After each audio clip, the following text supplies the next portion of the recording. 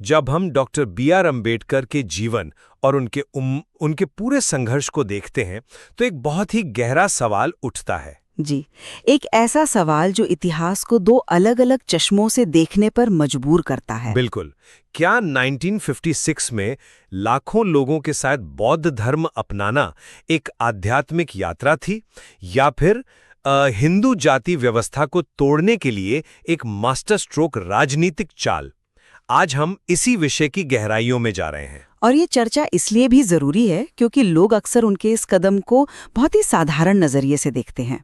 मैं आज ये पक्ष रख रही हूँ कि उनका नव्यान बौद्ध धर्म कोई राजनीतिक टूल नहीं था, बल्कि ये धम्म, शील और प्रज्ञा के जरिए इंसान की गरिमा को स्थापित करने वाला एक बहुत गहरा नैतिक और आध्यात्मिक पुनर्जागरण था, एक आदर्श सामाजिक लोकतंत्र बनाने का प्रयास।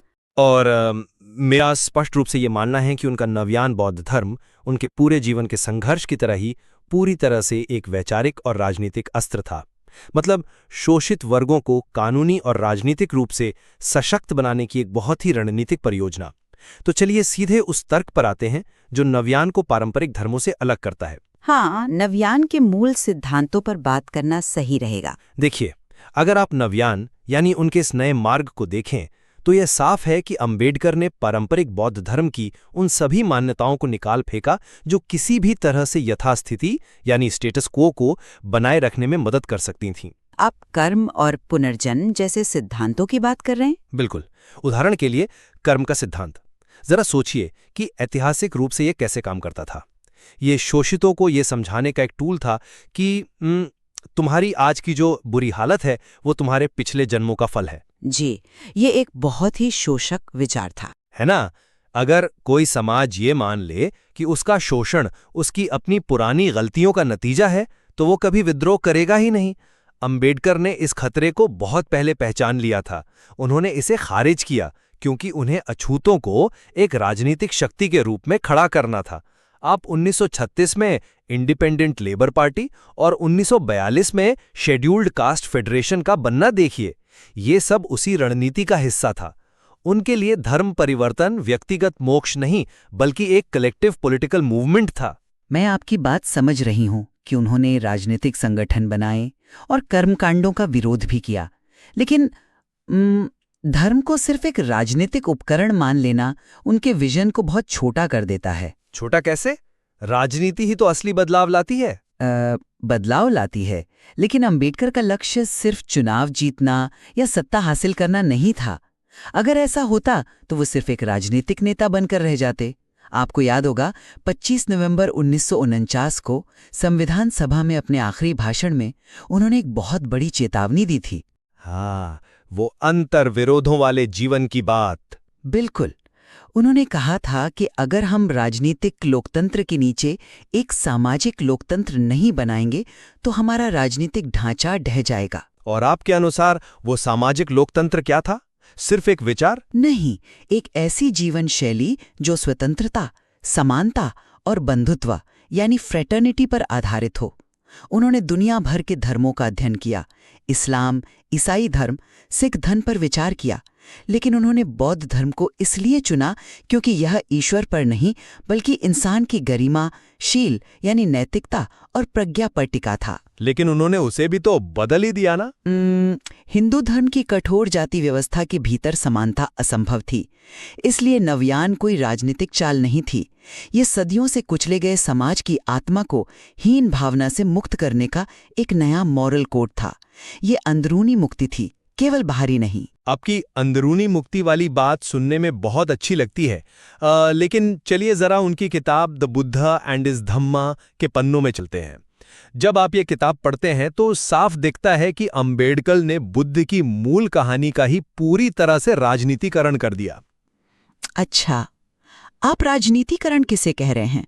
बुद्ध के जीवन को एक आधुनिक तार्किक संदर्भ में देखने को? मैं कहानी के उस हिस्से की बात कर रहा हूं जहां सिद्धार्थ गौतम घर छोड़ते हैं। सदियों पुरानी जो पारंपरिक बौद्ध कथाएं हैं वो क्या कहती हैं कि सिद्धार्थ ने एक बूढ़े इंसान, एक बीमार व्यक्ति और एक मृत शरीर को देखा। इससे उन्हें जीवन के दुखों का एहसास हुआ, है ना? और वे आध्यात्मिक शांति की तलाश में चले गए। जी, ये पारंपरिक आख्यान है। लेकिन अंबेडकर ने इस कहानी को पूरी तरह से पलट दिया। उन्होंने लिखा कि बुद्ध के गृह त्याग का कारण कोई आध्यात्मिक वैराग्य नहीं, बल्कि पानी का विवाद था, एक वाटर डिस्प्यूट जो शाक्यों और कोलियों नामक दो कबीलों के बीच चल रहा था। जी हाँ, और यह एक बहुत ही महत्वपूर्ण ऐतिहासिक और यथार्थवादी परिप्रेक्ष्य है। लेकिन जरा इस उपमा को समझिए। अंबेडकर जानबूझकर बुद्ध के गृहत्याग को 1927 के अपने महाड़ सत्याग्रह से जोड़ रहे थे। महाड़ में भी तो दलितों ने सार्वजनिक तालाब से पानी पीने के अधिकार के लिए ही संघर्ष किया था ना? हाँ, वो एक ऐतिहासिक जल सत्याग्रह था। तो असल में अंबेडकर बुद्ध को एक ऐसे आधुनिक माइनॉरिटी पॉलिटिशियन या एक्टिविस्ट की तरफ फ्रेम कर रहे थे जो उनके अपने राजनीतिक एजेंडे को सूट करता हो। क्या यह इस बात का सबसे बड़ा सबूत नहीं है कि वे धर्म को अपने समकालीन राजनीतिक लक्ष्यों को हासिल करने के लिए एक टूल की तरह इस्तेमाल कर रहे थे? यहीं पर मैं आपसे असहमत हूं। देखिए, आप जिसे एक राजनीतिक टूल कह रहे हैं, उसे मैं एंगेज्ड बुद्धिज्म मानती हूं, यानी एक ऐसा धर्म जो समाज की सच्चाइयों से जुड़ा हो। Engage Buddhism? तो क्या पारंपरिक बुद्ध की कहानी गलत थी? अंबेडकर का तर्क बहुत सीधा था। बुढ़ापा, बीमारी और मौत तो प्राकृतिक चीजें हैं जो हमेशा से थीं। एक युवा और समझदार सिद्धार्थ अचानक इन्हें देखकर चौंक कैसे सकता है? अंबेडकर के लिए दुख का मतलब कोई अमूर्त या दार्शनिक दुख नहीं था।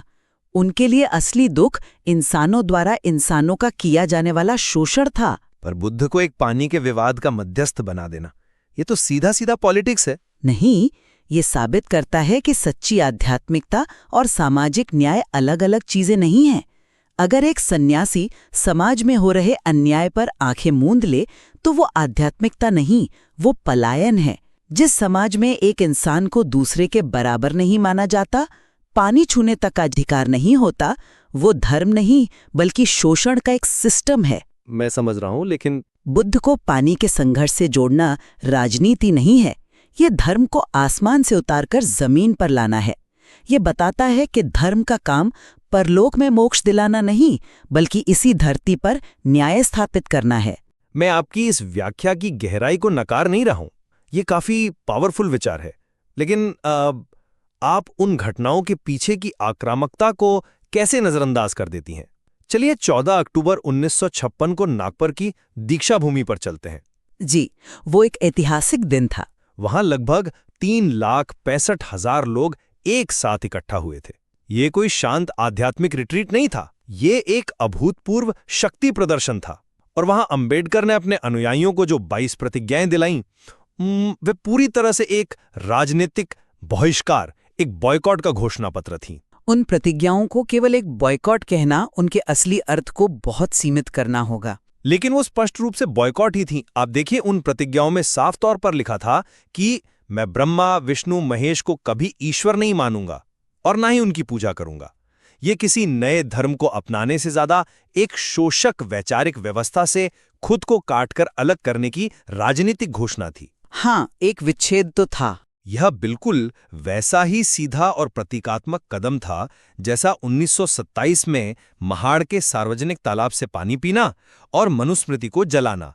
अंबेडकर अपने समाज के चारों ओर एक ऐसी राजनीतिक दीवार खड़ी कर रहे थे जहां ब्राह्मणवादी व्यवस्था उन्हें नुकसान न पहुंचा सके। उन प्रतिज्ञाओं का टोन आध्यात्मिक कम और आक्रामक प्रतिरोध वाला ज्यादा था। आपका यह कहना सही है कि 1956 का धर्मांतरण एक प्रतिरोध था, लेकिन उस प्रतिरोध की जड़ें राजनीति में नहीं बल्कि नैतिकता में थीं। आपने खुद महाड़ सत्याग्रह का जिक्र किया। इतिहासकार अक्सर एक बहुत ही सुंदर तुलना करते हैं कि नमक से पहले पानी था।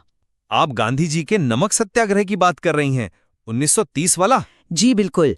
1930 में गांधी जी का दांडी मार्च या नमक सत्याग्रह बाहरी सत्ता यानी अंग्रेजों के खिलाफ एक स्पष्ट राजनीतिक आंदोलन था। लेकिन उससे 3 साल पहले 1927 में अंबेडकर का पानी के लिए संघर्ष भारतीय समाज के आंतरिक साम्राज्यवाद के खिलाफ एक नैतिक युद्ध था। यह एक इंसान का इंसान से संघर्ष था। और 22 प्रतिज्ञाओं में देवताओं का इस तरह से सीधा विरोध करना, ये तो जानबूझकर टकराव पैदा करने वाली रणनीति थी। टकराव इसलिए जरूरी था क्योंकि उन्हीं देवताओं और धर्म ग्रंथों के नाम पर जाति व्यवस्था को ईश्वरीय कानून बताया गया था।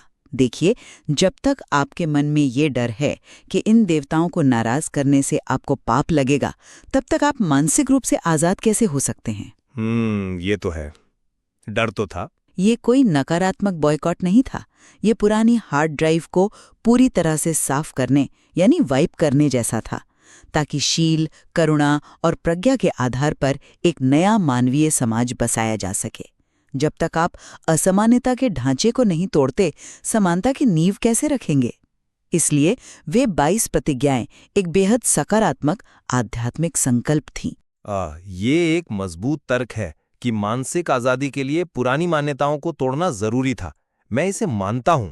लेकिन अगर हम अंबेडकर के पूरे जीवन के सबसे बड़े और सबसे स्थायी काम की ओर मुड़ें, मतलब भारतीय संविधान का मसौदा तैयार करना, तो मुझे लगता है कि ये साबित हो जाता है कि उनका असली भरोसा हमेशा कानून और राज्य की शक्ति में ही था। आप संविधान के मौलिक अधिकारों की बात कर रहे हैं। बिल्कुल।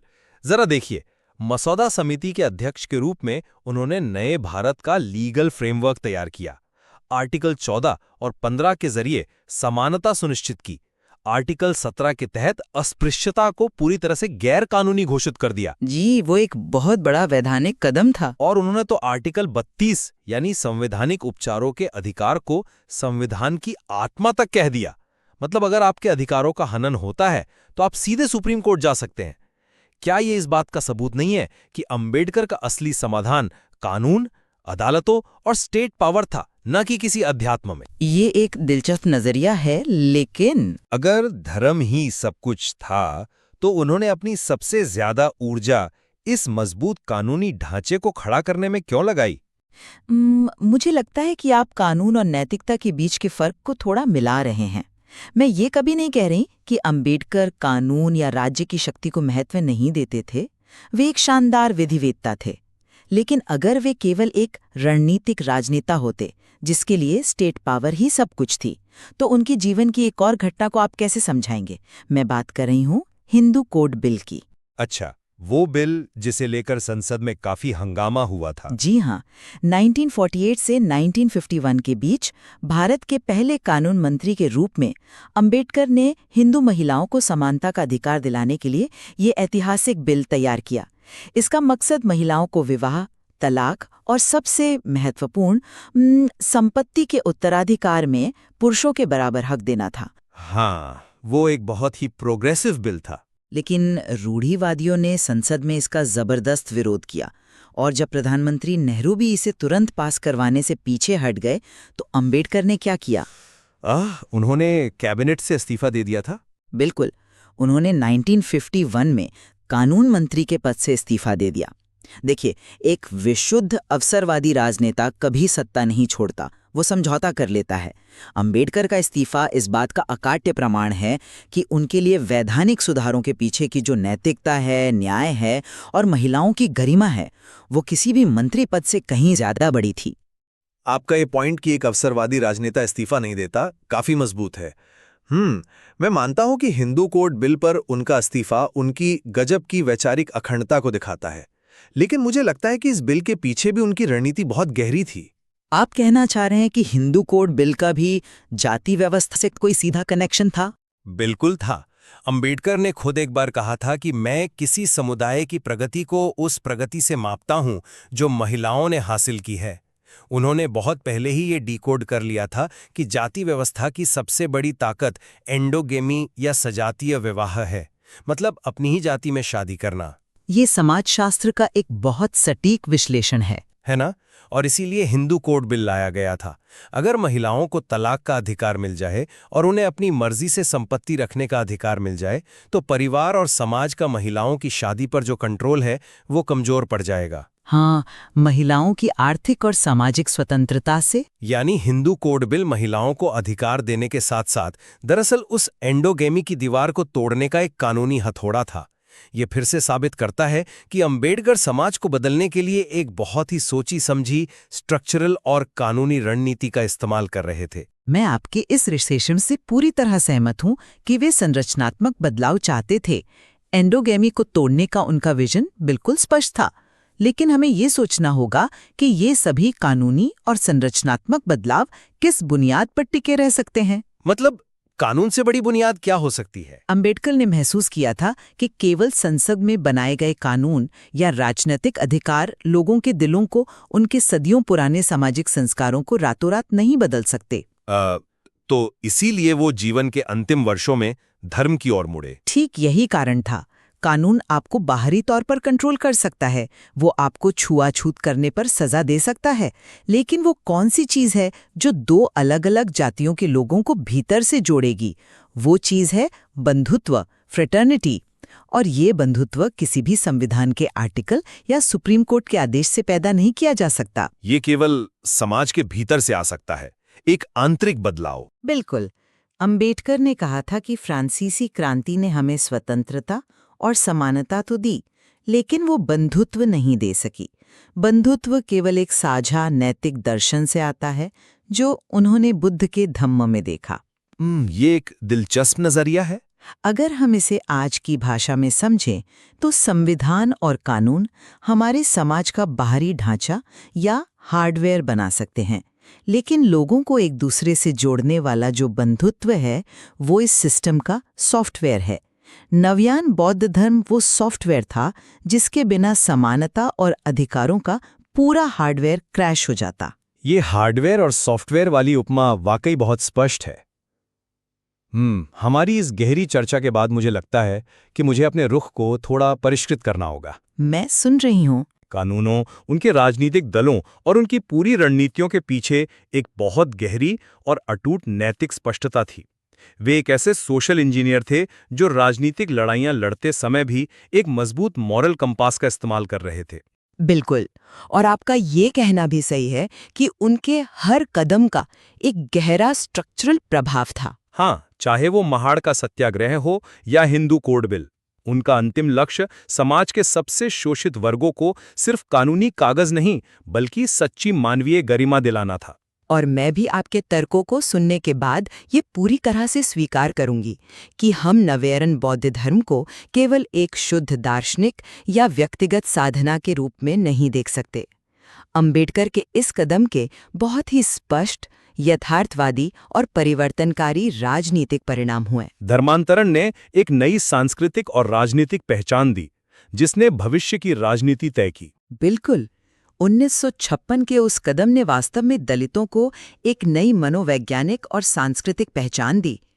इसी नई ऊर्जा ने बाद के दशकों में दलित पैंथर जैसे आक्रामक और प्रभावशाली आंदोलनों को जन्म दिया। उनके इस धार्मिक कदम ने एक ऐसी एकजुटता पैदा की जो अंततः राजनीतिक शक्ति में बदल गई। तो शायद हम दोनों इस चर्चा से एक बहुत ही खूबसूरत निष्कर्ष पर पहुंच रहे हैं। डॉक्टर अंबेडकर के विशाल दर्शन में राजनीति, कानून और धर्म को अलग अलग खानों में बांटकर नहीं देखा जा सकता। ये तीनों एक दूसरे के साथ गहराई से गुथे हुए हैं। जी, उनके लिए जो धर्म सामाजिक न्याय नहीं दे सकता वो धर्म ही नहीं है, और जो कानून समानता स्थापित नहीं कर सकता वो कानून नहीं है, और जो राजनीति इंसान को उसकी हीन भावना से मुक्त नहीं कर सकती वो राजनीति व्यर्थ है। मानव मुक्ति का यह एक बहुत ही अनूठा और समग्र मार्ग था।